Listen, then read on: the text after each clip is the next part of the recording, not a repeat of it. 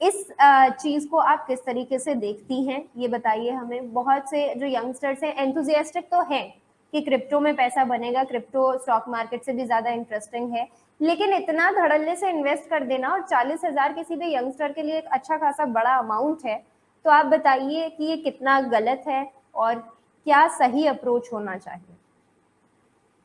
सो अगर वो जो भी आपके व्यूअर हैं, डोज कोइन में इन्वेस्ट करना गलत नहीं है, बट वही है कि अगर वो डोज कम्युनिटी का हिस्सा है एंड उन्हें जो टेस्ला के सीईओ है उन्हें विश्वास है, पूरा डॉज में विश्वास है, तो it's not a bad decision. But then वही है कि वॉलेटिलिटी बहुत ज्यादा है तो ऊपर नीचे जाता रहेगा। लेकिन मैं देख रही हूँ कि इस हफ्ते एंड अपकमिंग वीक्स में डोज में भी काफी मैसिव मूव देखने को मिल सकता है। तो अगले जैसे बट आई वुड सजेस्ट कि जो भी आपने इन्वेस्ट किया है, जैसे ही आपको प्रॉफिट मिले, बुक सम प्रॉफिट्स, ताकि आपका जो रिस्क है वो कम हो जाए। एंड कोई कोई दिक्कत नहीं है, आप डेफिनेटली इन्वेस्ट कर सकते हैं। बट वही है कि आपने अगर बिना सोचे समझे इन्वेस्ट किया है तो हो सकता है एक बार ये आपको प्रॉफिट दे जाए, लेकिन हर बार अगर हर इसी बार तरीके नहीं। से आप इन्वेस्ट करेंगे तो आप उसको वो आपको कभी बैकफायर कर सकता है इस तरीके से इन्वेस्ट करना। Because generally as an investor you should never invest in something जो आप नहीं समझते हैं। बाकी क्योंकि अभी मार्केट बुलिश है, अब अगले 3 महीने में मार्केट ऊपर जा रहा है। बिटकॉइन भी आज 56,000 प्लस पहुंच चुका है। बिल्कुल। एंड इसके बाद अल्ट्स ऊपर मूव होने वाले हैं। तो जैसे फॉर एग्जांपल शिबा इनू में देखा हमने कि 100-200% मूव हुआ। तो जिन लोगों ने उसमें इन्वेस्ट किया था उनको डेफिनेटली बहुत प्रॉफिट हुआ होगा। बट वही है कि हर बार आपका इस तरीके से इन्वेस्टमेंट आपको गारंटीड रिटर्न्स नहीं देगा। तो that's why you need to be careful. बिल्कुल, जब आप बिना सोचे समझे इन्वेस्ट कर रहे हैं तो वो तो आप बिल्कुल मत करें। अगर आपको कोई ट्रेडिंग अपॉर्चुनिटी दिख रही है, बेशक आप वहां पर इन्वेस्टमेंट करें, लेकिन केवल इसलिए क्योंकि वो एक चीज हाइप में है और उसमें आपने पैसा डाल दिया है, आपको लग रहा है कि सोलाना अच्छा चलता हुआ दिख रहा है तो उसमें पैसा डाल दिया, ऐसा तो आप बिल्कुल ही ना करें।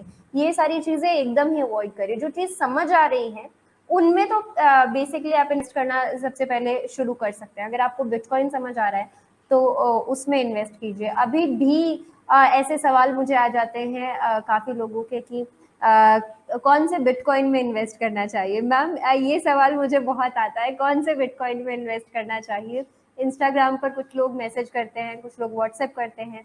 तो ये सारी चीजें जो हैं लोग दिखाई तो दे रहे हैं कि खुश है क्रिप्टो का जो मूव है उसे देखकर और इन्वेस्ट भी करना चाह रहे हैं, लेकिन इन्वेस्ट करने से पहले अपना रिसर्च वर्क जो है तैयार कर लीजिए। जो भी डाउट आ रहे हैं वो आप हमें भेजिए, यहाँ पर प्रॉपर डिस्कशन किया जाएगा उन चीज़ों पर, एक्सपर्ट से आपको राय दिलवाई जाएगी कि वो किस तरीके से इन चीज़ों को देख रहे हैं। बट बेसिक जो अपनी पढ़ाई है वो शुरू कर दीजिए, ताकि आपको बिटकॉइन और एटलीस्ट क्रिप्टो का जो फर्क है वो तो आप समझ ही जाएं, और उसके बाद तो मौके आपको बाजार दे ही देगा।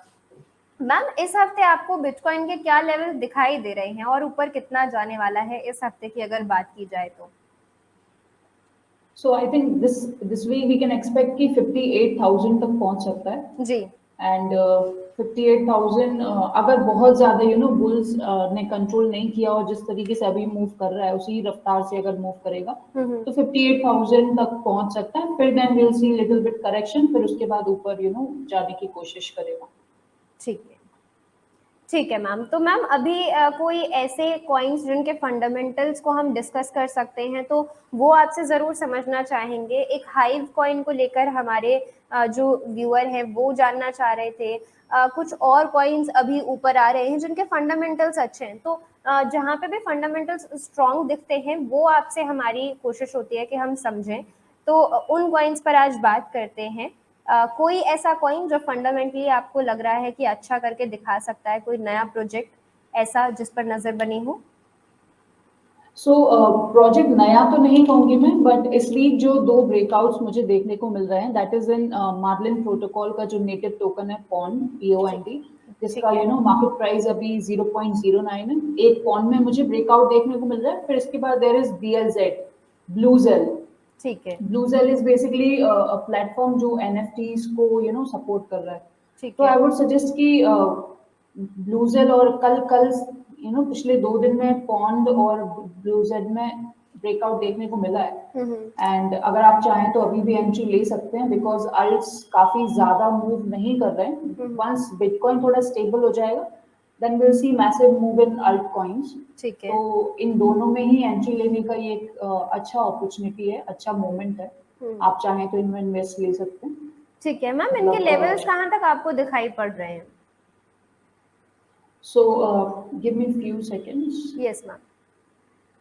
BLZ में आई एम एक्सपेक्टिंग कि 0.45 विच इज अराउंड 100% के ऊपर तक मूव कर सकता है इन नेक्स्ट 1-2 मंथ्स।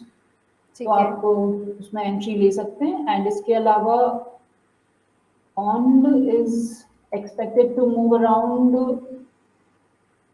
0.118, वो भी अगर डबल मूव तो एक्सपेक्टेड ही है।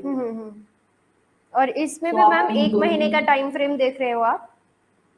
जी जी जी, 1 महीना या उससे पहले ही ये टारगेट जो मैंने दिए है वो हिट कर जाएंगे। उसके ऊपर भी जा सकता है, बट ये जो मिनिमम टारगेट मैंने बताया है फॉर पॉइंट, इट इज 0.18, जो कि इसका डबल है अभी जिस प्राइस पे है।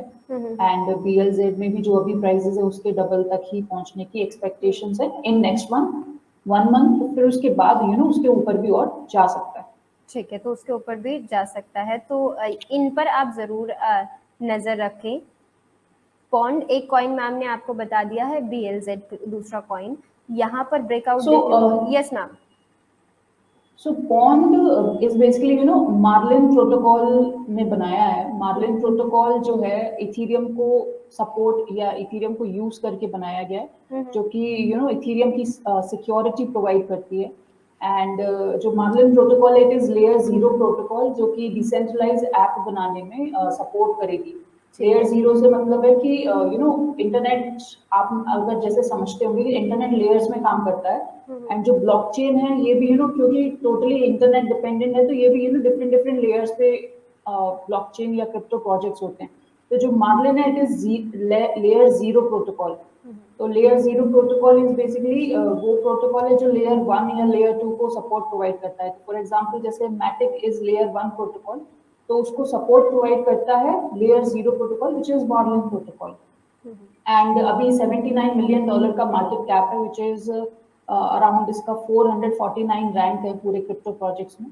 तो I think all these credentials make Marlin protocol और जो पॉन्ड टोकन है एक फंडामेंटली स्ट्रॉन्ग टोकन हमें देखने को मिलता है। एंड आप उसमें डेफिनेटली टेक सम इन्वेस्टमेंट। बिल्कुल, वहाँ पर आप थोड़ा बहुत इन्वेस्टमेंट डाल सकते हैं। अच्छा प्रोजेक्ट अच्छा काम करता हुआ दिखाई दे रहा है। मैम एक बहुत ज़रूरी सवाल, हमें प्रोजेक्ट्स इनिशियली जो है अच्छे लगते हैं, लेकिन ये क्रिप्टो में जब आप पैसे डालते हैं, इन्वेस्टमेंट करते हैं, तो बहुत जल्दी डिप्रेस होने के चांसेस होते हैं, क्योंकि दोनों चीज़ें अपने हिसाब से काम करती हैं। बिटकॉइन अपने हिसाब से चलेगा, तो अगर किसी ने वहाँ पर इन्वेस्टमेंट किया है तो वो हो सकता है डिप्रेस हो जाए जब बिटकॉइन एकदम स्लो चल रहा है या फिर मूव नहीं करके दिखा रहा है। तो एक ये फैक्टर बहुत ज़्यादा होता है। तो जब भी हम कोई नया प्रोजेक्ट ढूंढते हैं, जैसे अगर बात की जाए, अगर मैं सिर्फ शिबा इनू की ही बात कर लूँ, तो अगर आप उसे भी देखेंगे तो वो अच्छा अभी परफॉर्म करता हुआ दिखाई दे रहा था। तो ये स्ट्रैटेजी तो लगभग जिस स्ट्रैटेजी की हमने लास्ट टाइम बात की थी, फॉलो करने के लिए कह रहे थे हम कि जिस भी कॉइन में आप इन्वेस्ट कर रहे हैं उसे अच्छे तरीके से पहले आप फॉलो कर लीजिए। उसमें अगर कोई पैटर्न दिखाई दे रहा है तो फिर उसमें इन्वेस्टमेंट कीजिए। तो वो लोग जो देख रहे हैं कि अच्छा ठीक है, ऊपर जाता हुआ ये कॉइन दिखाई दे रहा है, तो वो लोग एग्जैक्टली किस तरीके से एंट्री लें या किस तरीके से काम करें, वो चीज़ समझ पाना अभी भी क्रिप्टो में उतना ईजी नहीं है जितना स्टॉक मार्केट में है। तो इसके बारे में आप थोड़ा सा हमें समझाइए कि एग्जैक्टली किस तरीके से जब भी आपको किसी भी कॉइन में अप ट्रेंड दिखाई दे रहा है, अपवर्ड मूवमेंट दिखाई दे रहा है किसी कॉइन के चार्ट में, एंट्री कब ले लें, 1-2 दिन में लें, या फिर और थोड़ा आपको टेक्निकल्स को समझना पड़ेगा तब जाके आप एंट्री ले पाएंगे, या तब जाके आप समझ पाएंगे एंट्री लेवल्स? किस तरीके से मैम इन सारी चीज़ों को शुरू किया जाए? सो जब भी कभी आपको अल्ट कॉइन्स में एंट्री लेना है तो सबसे पहले, क्योंकि हम देख रहे हैं कि राइट एंट्री कब होगा ये चार्ट्स ही बता सकते हैं।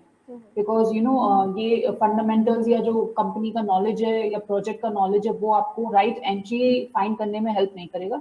चार्ट्स के बेसिस पे हम एंट्री लेते हैं। अब चार्ट्स में भी हमको ये देखना है कि जो अल्ट कॉइन है या कोई भी टोकन है वो पहले अपने सपोर्ट पर होना चाहिए। जैसे आप शिबा इनू का भी जो चार्ट दिखा रहे हैं मुझे, ये काफी लंबे समय तक ये कंसोलिडेट हुआ, एक हॉरिजॉन्टल लाइन जो आप देख रहे हैं ये कंसोलिडेट हुआ। तो इसी तरीके से पहले आपको देखना है कि जो कोई भी अल्ट कॉइन है वो अपने सपोर्ट पर मूव करे। बाय सपोर्ट मींस जो पुराना जो लोअर पॉइंट है वहां से नीचे ना जाए, अपने सपोर्ट पर हो, और जो ईएमए टेक्निकल में जिसको कहते हैं moving average, exponential moving average 20, 50 और 100 एंड 200, ये 4 ईएमएस के ऊपर होना चाहिए। जैसे ही ये 4 मूविंग एवरेजेस को क्रॉस करता है और ऊपर आता है, and volume also becomes very decisive in finding the right entry.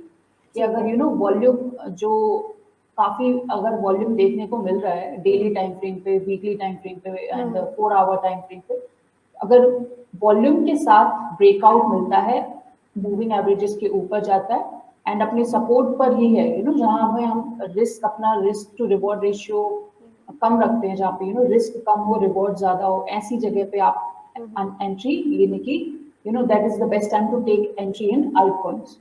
तो मूविंग एवरेजेस को देखिए, और साथ में अगर आपको जानकारी है, नॉलेज है, तो आप बाकी इंडिकेटर्स को भी देखिए, जैसे रिलेटिव स्ट्रेंथ इंडेक्स जो आरएसआई जिसको हम कहते हैं, आरएसआई ऑसिलेटर्स, या फिर ये बहुत ही टेक्निकल हो जाता है, एक ट्रेडर उस चीज को समझता है।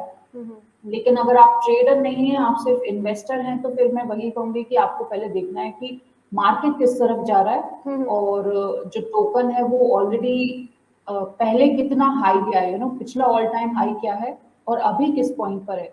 अगर पिछले ऑल टाइम हाई से नीचे है अभी भी प्राइसेस और मार्केट ऊपर जाने के चांसेस है, तो आप उसको एक राइट एंट्री ले सकते हैं अलॉन्ग विद फंडामेंटल नॉलेज, कि आपको अगर फंडामेंटली वो टोकन स्ट्रॉन्ग है। एज एन इन्वेस्टर ये मैं बता रही हूँ कि इन्वेस्टर को नहीं पता कि चार्ट्स में क्या पॉइंट है, किस बेसिस पे एंट्री लेना चाहिए, तो आपको बस ये देखना है कि पुराना ऑल टाइम हाई क्या था, आज प्राइसेस कहाँ है और मार्केट किस तरफ जा रहा है और वॉल्यूम कितना है। ये सारे फैक्टर्स कलेक्टिवली आपको एक आइडिया दे देंगे कि मैं किस टोकन में एंट्री ले सकता हूँ। ठीक है, तो आपको वॉल्यूम चेक करना है, मार्केट ट्रेंड चेक करना है, फंडामेंटल्स तो आपको करने ही करने हैं चेक। फंडामेंटल्स के बिना तो आप सोचेंगे तो वो केवल ट्रेडिंग पर्पस के लिए अच्छा हो सकता है, लेकिन बाकी चीज़ों के लिए शायद वो नहीं अच्छा होगा। और कुछ अच्छे इंडिकेटर्स उन्हें भी अगर आप फॉलो कर सकते हैं तो उन्हें भी फॉलो करके चलिए, और उसके बाद डिसाइड कीजिए कि कब आपको एंट्री लेनी है।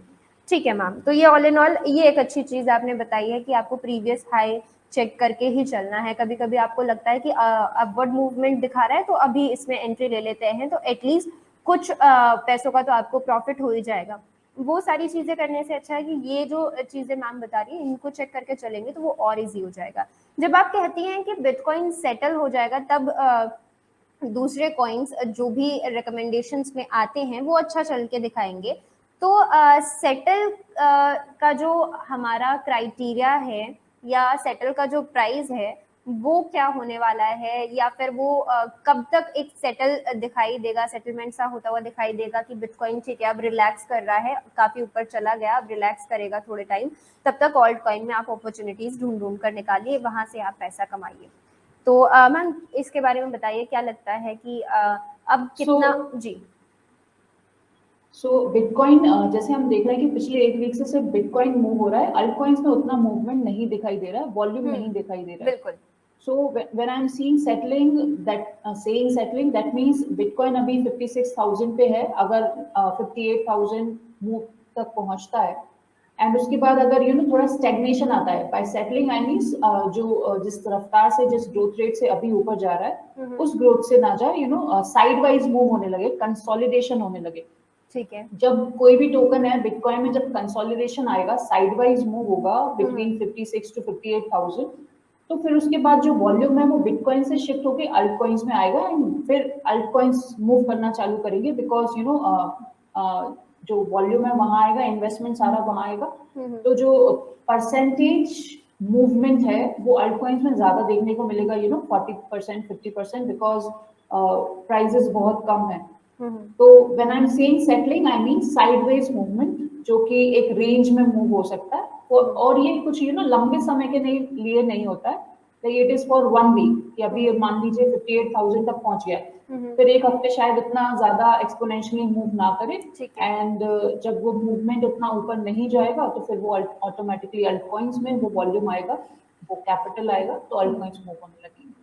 ठीक है, तो ये एक नॉर्मल सी स्ट्रैटेजी जो है, इसे अगर फॉलो कर लेंगे तो आप ये तो बिल्कुल ही कर सकते हैं कि ऑल्ट कॉइन से पैसे निकाल के फिर बाद में बिटकॉइन में इन्वेस्ट कर सकते हैं, या फिर जब जैसे बिटकॉइन थोड़ा सा स्लो होता हुआ दिखाई दे रहा है तो दूसरी अपॉर्चुनिटीज आप ढूंढना शुरू कीजिए। बाकी 58,000, यस ये मैम। जो बाकी ये जो स्ट्रैटेजी है कि सेम कैपिटल को बिटकॉइन टू अल्ट कॉइन्स में मूव नहीं करना चाहिए। As an investor in crypto you need to, it is called बिल्कुल। That you need to have diamond hands. Diamond hands means आपके जो कितनी भी वॉलेटिलिटी आ जाए आप एग्जिट ना करें, बिकॉज अगर आप एग्जिट नहीं करेंगे तो ही आप जो अपना प्रॉफिटेबल टारगेट्स हैं उनको हिट कर पाएंगे। Because if you keep switching money from one token to other token, तो उससे क्या होगा कि आप अपॉर्चुनिटीज को मिस कर जाएंगे, बड़े बड़े मूव्स को मिस कर जाएंगे।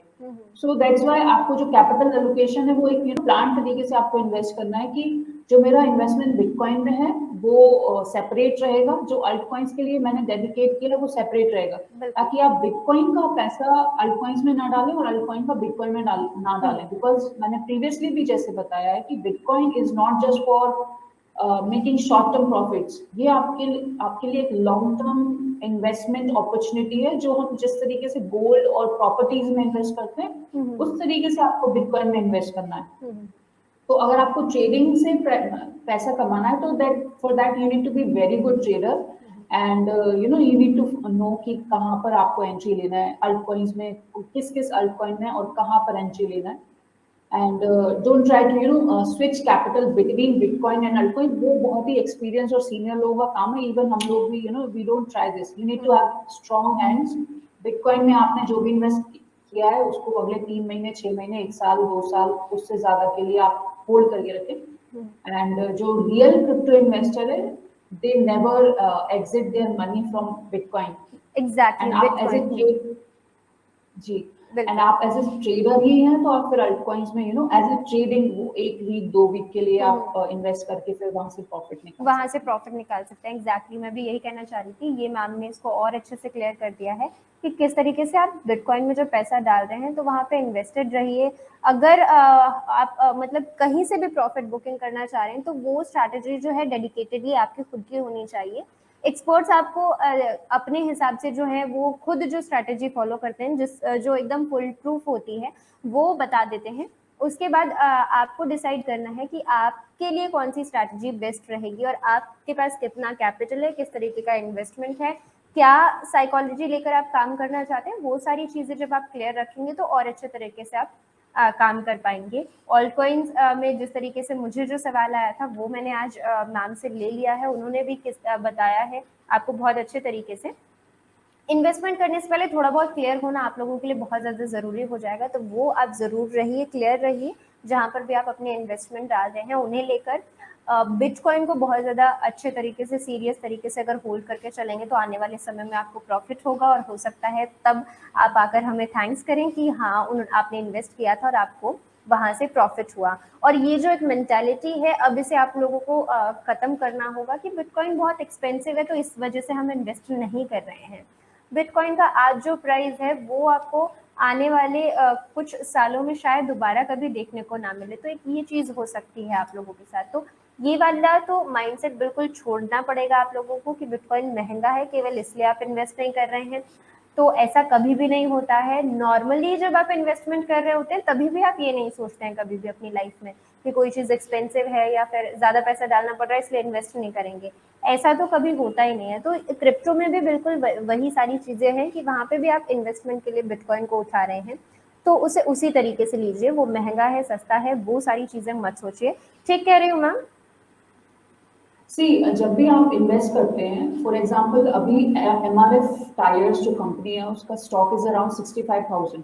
तो जब हम मार्केट कैपिटल वो कंपनी का वैल्यूएशन देखते हैं तो उसके बेसिस पे we come to the conclusion कि ये प्राइसेस बहुत महंगे, तो जैसे मैं अभी MRF का स्टॉक नहीं लूंगी फॉर इन्वेस्टमेंट पर्पस।